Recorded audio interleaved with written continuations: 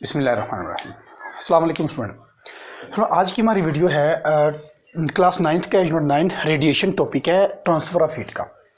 इससे पहले हमने पढ़े हुए हैं जो ट्रांसफ़र ऑफ हीट के मेथड होते हैं वो हमने एक पढ़ा था हमने कंडक्शन, फिर हमने दूसरा पढ़ा था कन्वेंशन, और आज हम थर्ड मोड पढ़ने के लिए जा रहे हैं जो कि है रेडिएशन। ठीक है, रेडिएशन हम पढ़ने के लिए जा रहे हैं। रेडिएशन होता क्या? रेडिएशन आप इसको आसान लफ्ज़ों में समझ सकते हैं। Radiation mean wave. ठीक है, यानी कि वो वाला मेथड जिसमें एनर्जी ट्रांसफ़र होगी एक पॉइंट से दूसरे point in the form of waves, उसको हम बोल देते हैं रेडिएशन। एग्जांपल पहले हम इसके ले लेते हैं। एक कोने में हीटर हमने ऑन कर रखा है, टेम्परेचर हम बढ़ा रहे हैं रूम का। अगर हीटर एक कमरे के एक कोने में है, रूम के कोने में, दूसरे कोने का जो टेम्परेचर है वो रेज कैसे होता है? उसकी रीज़न ये होती है कि जो हीट होती है ना वो ट्रांसफ़र होती है वेव की फॉर्म में। अगर सपोज हमारे पास ये एक रूम है, यहाँ पर हमने एक हीटर रखा हुआ है, तो यहाँ से जो वेव निकलेगी वो हीट निकलेगी वो वेव की फॉर्म में एक पॉइंट से दूसरे पॉइंट तक मूव करेगी। ठीक है, तो इसको हम कहेंगे रेडिएशन। तो इसको हम डिफाइन कुछ इस तरह से करेंगे, the mode by which heat transfer in the form of wave, यानी कि एक पॉइंट से दूसरे पॉइंट में हीट का वेव की फॉर्म में ट्रांसफर होना इज कॉल्ड रेडिएशन। क्लियर? अब रेडिएशन के बारे में हम कुछ हम देखते हैं कि रेडिएशन डिपेंड किस पर करती है। रेडिएशन की डिपेंडेंस किस पर है? तो स्टूडेंट रेडिएशन डिपेंड करती है, हमारे पास तीन फैक्टर्स हैं, तीन फैक्टर पर डिपेंड करती है।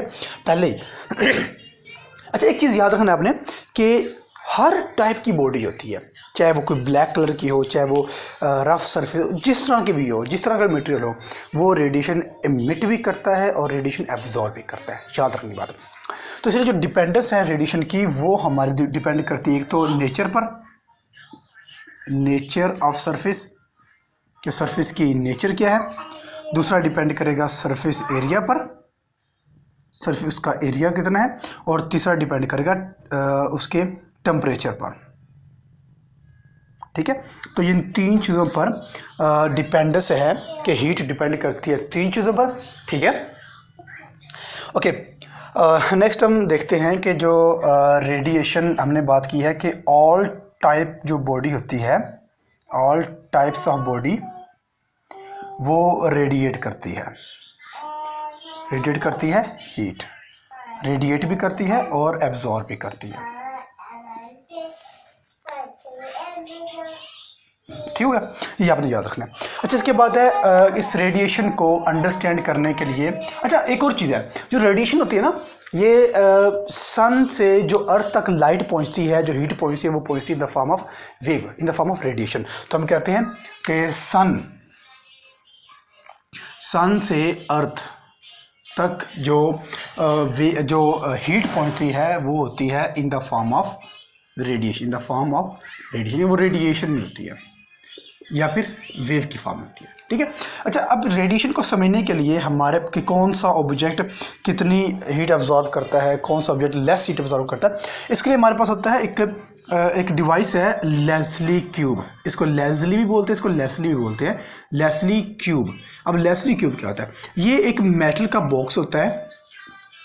ठीक है, मेटल का बॉक्स होता है having different surface, different nature of surfaces.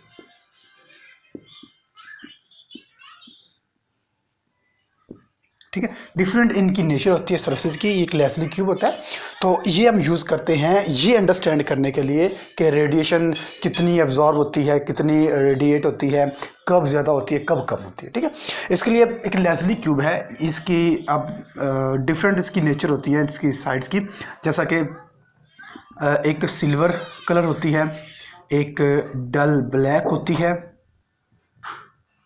और फिर हमारे पास वो एक वाइट सरफेस होती है इसकी, और एक होती है कोई भी कलर हम सरफेस कर देते हैं, कलर्ड सरफेस। ठीक है, ये चार सरफेस हम इसके अंदर यूज़ करते हैं। अब कैसे करते हैं, देखें हम एक क्यूब बना लेते हैं इस तरह से।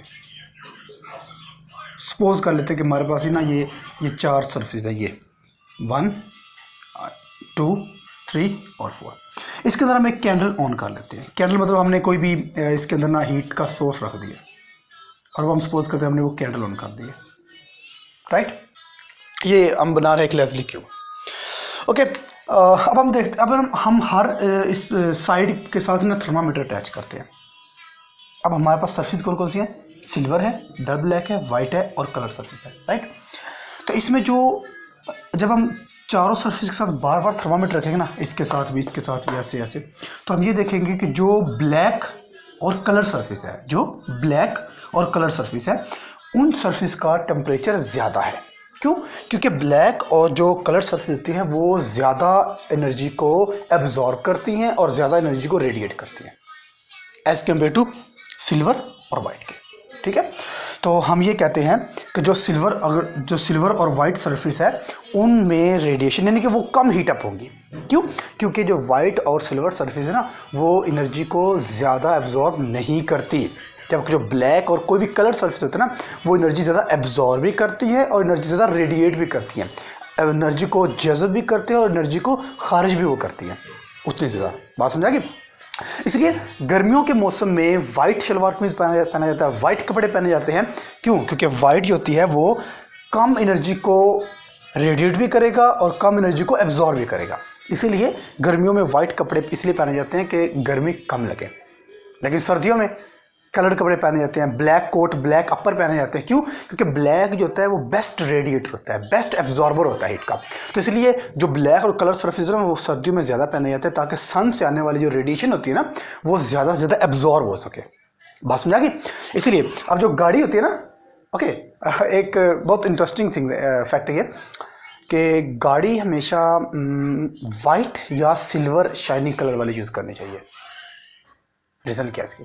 रीज़न इसकी ये है कि गर्मियों में जब आप एसी ऑन करते हैं ना गाड़ियों में, तो अगर आपकी ब्लैक या कोई भी कलर गाड़ी है ना तो वो जल्दी गर्म होगी गर्मियों में एज़ कम्पेयर टू वाइट और सिल्वर शाइनिंग कलर में, ठीक है। अगर वाइट या सिल्वर शाइनिंग कलर है ना गाड़ी का तो गर्मियों में गाड़ी वो कम हीट अप होगी एज़ कम्पेयर टू ब्लैक और कोई भी कलर सरफेस।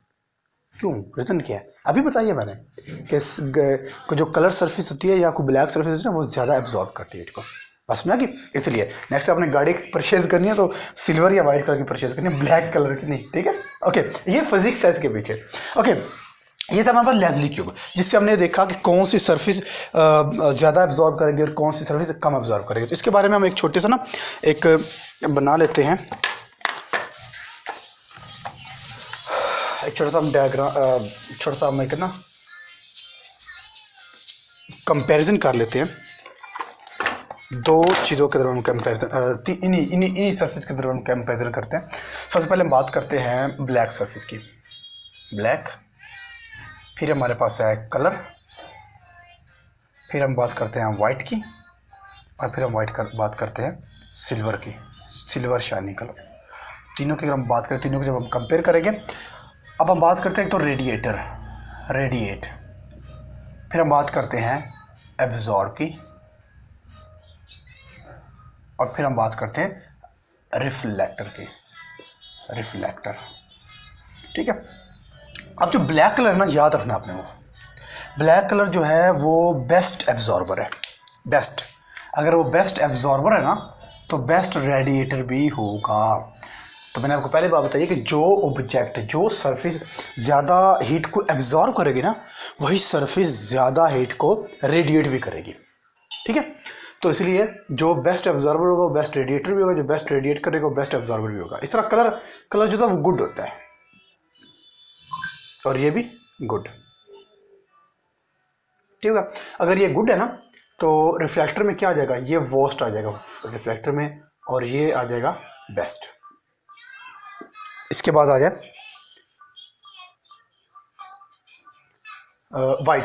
वाइट जो है वो रेडिएट इसके बारे में हमारे पास है, जो वाइट है वो बैड है, वाइट इज़ अ बैड, और अगर ये बैड है तो ये भी बैड है। रेडिएटर में ये गुड है, ठीक है। और सिल्वर में ये वर्स्ट है, बहुत ही बुरा है एब्जॉर्प्शन में, लेकिन रिफ्लेक्ट करेगा उसमें ये बेस्ट वन है, ठीक है। इसलिए ये रिफ्लेक्शन इसमें ज़्यादा होगी, इसलिए जो वाइट कलर की या सिल्वर कलर की गाड़ी होती है ना, उस पर जब सन की रेडिएशन पड़ती है तो मैक्सिमम रेडिएशन रिफ्लेक्ट बैक कर देता है ये सिल्वर, मैक्सिमम जो है वो रिफ्लेक्ट बैक करता है, कोई एक आधा होगी जो इसमें एब्जॉर्ब होगी, इसलिए कहते हैं बेस्ट। तो इसलिए हम कहते हैं कि जो सिल्वर कलर की गाड़ी होती है ना, वो गर्मी में कम गर्म होती है एज कम्पेयर टू ब्लैक या फिर कोई भी कलर सरफेस। क्लियर? तो ये हमारे पास इसका कंपेरिजन है, ब्लैक कलर, वाइट और सिल्वर का। Clear student? ओके, ये था हमारे पास आज का टॉपिक, रेडिएशन क्या होती है। रेडिएशन डिपेंड किस पर करती है, लेसडी क्यूब क्या होता है, और इनका हमारे पास कंपेरिजन है। क्लियर? Thank you.